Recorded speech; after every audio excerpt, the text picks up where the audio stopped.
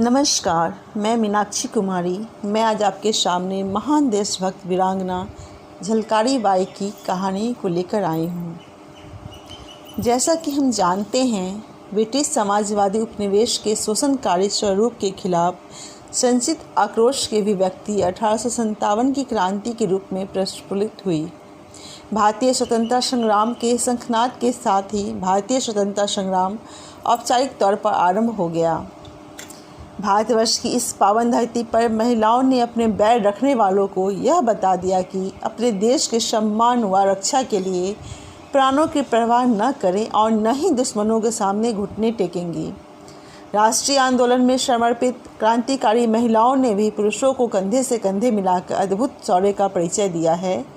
उन्होंने सरफरोशी की तमन्ना और मातृभूमि के बलिवेदी पर सर्वस्व निछावर कर ब्रिटिश हुक्मरानों को चकाचौंध कर दिया। स्वतंत्रता संग्राम का युग नए भारत के उदय का युग था, जहां भारत सदियों की निद्रा को त्याग कर जाग उठा एवं उसने संसार के सबसे शक्तिशाली साम्राज्य को चुनौती दी। इस स्वतंत्रता संग्राम के महायज्ञ में न केवल पुरुषों की भूमिका है, वरन महिलाओं ने भी अपने त्याग और बलिदान का परिचय दिया है। बच्चियों, हम सभी बचपन से ही ऐसी वीर बालाओं की कथाएं और पढ़ते व सुनते आए हैं, जिन्होंने स्त्री होने के बावजूद अपनी दुश्मनों के छक्के छुड़ा दिए थे। देश के लिए मर मिटने वाली झांसी की रानी लक्ष्मीबाई का नाम हर किसी के दिल में बसा है। कोई अगर भुलाना भी चाहे तो तब भी भारत की इस बेटी को नहीं भुला सकता। लेकिन रानी लक्ष्मीबाई के साथ देश की एक और बेटी थी, जिसके सर पर न रानी का ताज था न ही सत्ता। फिर भी अपनी मिट्टी के लिए वह जी जान से लड़ी और इतिहास पर अपनी अमिट छाप छोड़ दी।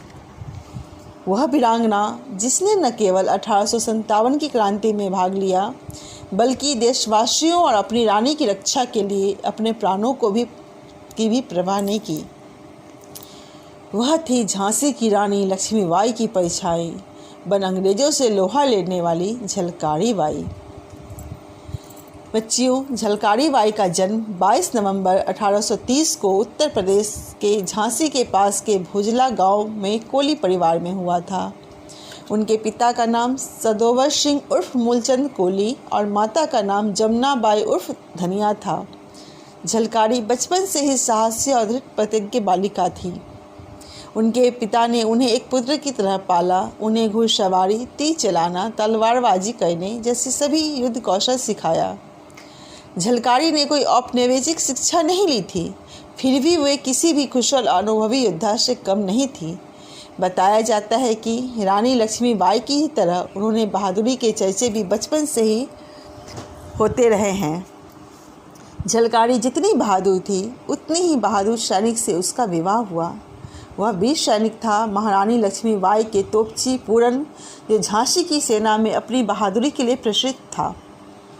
विवाह के बाद जब झलकारी झांसी आई तो एक बार गौरी पूजा के अवसर पर गांव की अन्य महिलाओं के साथ वह भी महारानी को सम्मान देने झांसी के किले में गई। वहां जब रानी लक्ष्मीबाई ने उन्हें देखा तो वह दंग रह गई। झलकारी बिल्कुल रानी लक्ष्मीबाई की तरह ही दिखती थी। साथ ही जब रानी ने झलकारी की बहादुरी के किस्से सुने तो उनसे इतनी प्रभावित हुई कि उन्होंने झलकारी को तुरंत ही दुर्ग सेना में शामिल करने का आदेश दे दिया। झलकारी ने यहाँ अन्य महिलाओं के साथ बंदूक चलाना, तोप चलाना और तलवारबाजी का प्रशिक्षण लिया। पहले से ही इन कलाओं में कुशल झलकारी इतनी पारंगत हो गई कि उसे सेना का सेनापति भी बना दिया गया। केवल सेना में ही नहीं, बल्कि बहुत बार झलकारी ने व्यक्तिगत तौर पर भी महारानी का साथ दिया था। कई बार उन्होंने रानी की अनुपस्थिति में अंग्रेजों को चकमा भी दिया। 1857 के विद्रोह के समय जनरल हुरोज ने अपनी विशाल सेना के साथ 23 मार्च 1858 को झांसी पर आक्रमण किया। दोनों ओर से भयंकर युद्ध चल रहा था। अंग्रेजी सेना किले के नीचे थी, तथापि संख्या भी अधिक थी और उनके पास युद्ध सामग्री का भी विपुल भंडार था। रानी कालपी में पेशवा द्वारा सहायता की प्रतीक्षा कर रही थी, लेकिन उन्हें कोई सहायता नहीं मिल सकी, क्योंकि तात्या टोपे जनरल हुरोज से पराजित हो चुके थे। जल्द ही अंग्रेजी फौज झांसी में घुस गई और रानी अपने आप को बचाने के लिए युद्ध परिषद की एक आपातकालीन बैठक बुलाई। ऐसे में झलकारी बाई ने रानी लक्ष्मीबाई की प्राण बचाने के लिए खुद को रानी बताते हुए लड़ने का निर्णय लिया। झलकारी ने कहा, बाई साहब, अब आपको इस किले से किसी भी प्रकार बाहर हो जाना चाहिए। दुश्मन को धोखे में डालने के लिए यह उचित होगा कि आपका भेष धारण करके पहले मैं छोटी सी टुकड़ी लेकर मोर्चे से भागने का प्रयत्न करूं।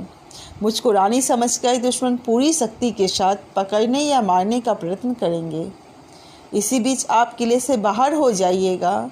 शत्रु भ्रम में पड़ जाएगा असली महारानी कौन है। स्थिति का लाभ उठाकर आप सुरक्षित स्थान पर पहुंच सकती हैं और सैन्य संगठन करके अंग्रेजी सेना पर आक्रमण कर सकती हैं। झांसी के किले पर युद्ध के समय वह अपने आप को झांसी की रानी कहते हुए लड़ी ताकि लक्ष्मीबाई सुरक्षित रूप से आगे बढ़ सके। सब कुछ योजना के अनुसार ही चल रहा था। उसके बाद झलकारी बाई ने ब्रिटिश सेना का डटकर सामना किया। हालांकि एक मुखबिर ने झलकारी बाई को पहचान लिया और उसकी पहचान उजागर करने की कोशिश की। तभी झलकारी ने उसे बंदूक से गोली मार दी ताकि लक्ष्मीबाई का सच सामने ना आ सके। आखिरकार भीष्म युद्ध के पश्चात जनरल रोज ने उसे पकड़ लिया और कहा, तुमने रानी बनकर हमको धोखा दिया है और हमारे एक सैनिक की भी जान ले ली है। मैं भी तुम्हारे प्राण लूँगा। झलकारी ने गर्व से उत्तर देते हुए कहा, मार दे गोली, मैं प्रस्तुत हूँ। एक अन्य ब्रिटिश अफसर ने कहा, मुझे तो यह स्त्री पागल मालूम पड़ती है।